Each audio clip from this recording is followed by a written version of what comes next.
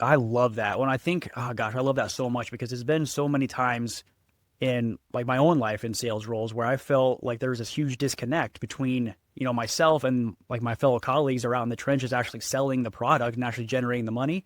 And like the leadership where they hadn't carried a bag or hadn't sold anything for who knows how long. Yeah. And there was no, like, they just didn't understand what we were doing because I'm a big believer when it comes to leadership, we need to serve our employees first and then the customers. And if we're disconnected from those two, then I mean, what are we doing I really? I might disagree with you, Jacob, but that's only Mm, from sure. there's a leadership style in each person. Yeah. I serve the customers, and by serving the customers, I can better serve my employees. And I think they're in tandem. I think Yeah. that the other thing too is that I make it a real point. Any team that I've led, it's big or small. I've led teams as small as 2 to 3 people. I've led Hmm. teams as big as 50.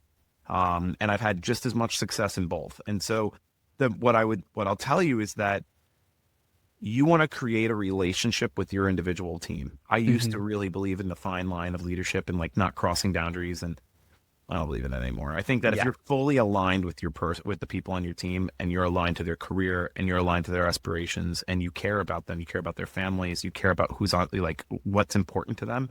If you really like people, that's when you're in leadership. Because Yeah. if you care about them and you care about everything that's going on in their life authentically, then you're going to have amazing outcomes because you're going to help them understand your customer. So if my process used to be learn to sell, learn your customers, get to know them, learn your team, build Hmm. the team, scale the team, match the two together, right? Yeah. And then when I would meet with them and I'd get like for instance a pipeline review, and they tell me about X company. Well, I'd say, oh, X company, how are they doing? Because like I know that they were doing this at this point. This leader was thinking about this at this point. How did it go? And they were like, oh, I didn't even have that context. And you have these relationships. You're mixing the relationship that you have with your team member plus the relationship you have with your customer. It's this beautiful matchup that can happen. Yeah. Oh gosh, I love that. I need anybody listening to this should go back a couple of minutes and listen to that answer again because I mean it's magic, honestly. I'm really curious about your answer to the next question here because I mean in leadership you have to make some tough decisions sometimes, right? That's kind of goes with the territory. Sure. So how do you approach balancing the short-term results with like the long-term sustainability? Well, first off, short-term results, is it a skill or will thing, or is it more, and maybe the third one there is it market driven, right? Mm, If your market's not producing, for instance, if you have a sales rep and they are doing everything they can to go outbound and build for you, right? yeah. What's the cost to replace that person? Hmm. Is the person that you're going to replace them with going to be able to outperform what this person's doing? Are you doing everything you can for this person to be successful, right? Hmm. These are some of the questions that really come into that conversation. At the end of the day, it's hard to build a.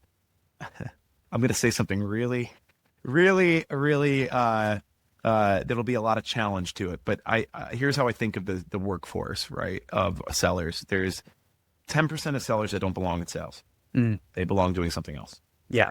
There's 80% of sellers that like good is good enough. That's Hmm. okay, right? Like good is good enough. They're gonna get close to their number, hit it sometimes, fine.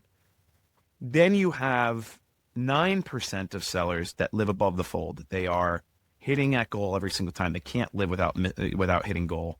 But they hit goal, right? And when they hit goal, they feel good, and they've done it. They're going to do it again next quarter. They might Hmm. sandbag some deals because they're going to wait. Yeah. And Yep. then you got the one percenters, and the one percenters are the ones that are just like you don't understand how they do it. But They not do only do it. they always hit goal, but they don't know when to stop. Yeah. Okay. That's your makeup of your hiring market. And your job as a leader is to try to make the 9% the one percenters, which is like the hardest thing in the world. But you'll spend the majority of your time making your 80 percenters, your 9 percenters. And that is where you spend a ton of time. So when decisions have to make that are hard, if you can identify that everyone has the right in the first 90 days to make incredible impact at a business, and you can then use that as your ground rule behind, hey, is this a skill issue or a will issue? Hmm. Then you are easily able to identify if somebody's in the 80% or the 10 percenters, right? And if they're in the 80 percenters, spend the time, invest, Yeah. figure it out. If they're in the 10 percenters, help them move on.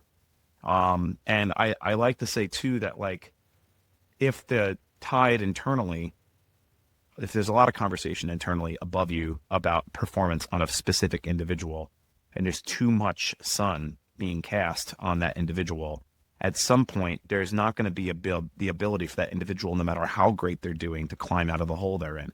And you got to be willing to help them move on in order to help their career. And so I don't have difficult conversations, because typically I have really honest conversations from day one. I have very transparent conversations with every member of my team.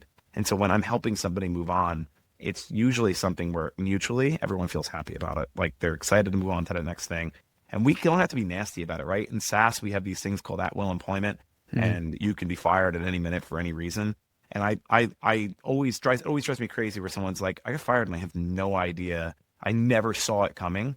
I'm like, why are we doing that? That doesn't help, because it's a small world, man. We're all going to sell with each other again. You're going to see these people again. Like, why? Why are you acting that way?